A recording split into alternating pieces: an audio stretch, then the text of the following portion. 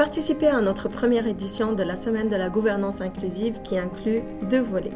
Visualisez nos 5 capsules traitant de différentes thématiques mais toutes liées à la diversité en gouvernance et remplissez le formulaire qui est disponible dans la description des vidéos. Vous pourrez ainsi bénéficier d'une séance de mentorat express offerte par nos membres.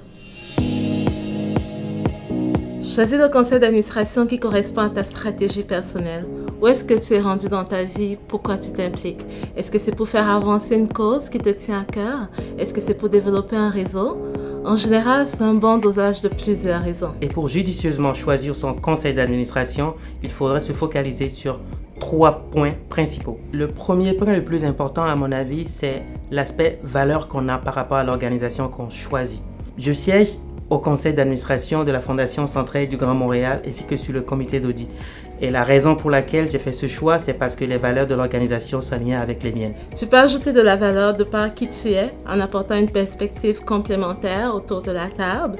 Par exemple, tu peux rajouter de la diversité ou de la parité à un CA qui est plutôt homogène.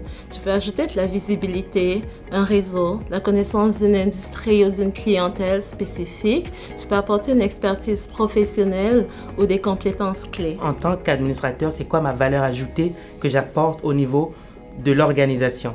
Si je suis un expert dans un domaine particulier et que je pense que cette expertise pourrait profiter à l'organisation, il est important que je fasse ce point à mon niveau pour savoir exactement comment je pourrais utiliser ces compétences-là pour mieux servir la cause sur laquelle j'embarque. Certains CA sont stratégiques, 3, 4, 5 rencontres par année. D'autres sont plutôt opérationnels, des rencontres mensuelles, des comités et de la gestion des opérations des fois.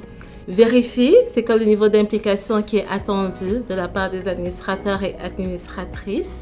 Vérifie également c'est quoi les besoins et les défis de l'organisme.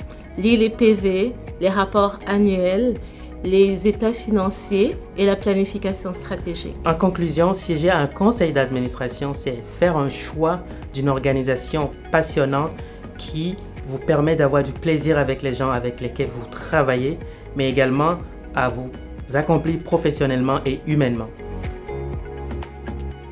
Si vous voulez apprendre davantage sur la gouvernance, inscrivez-vous vite, les places sont limitées.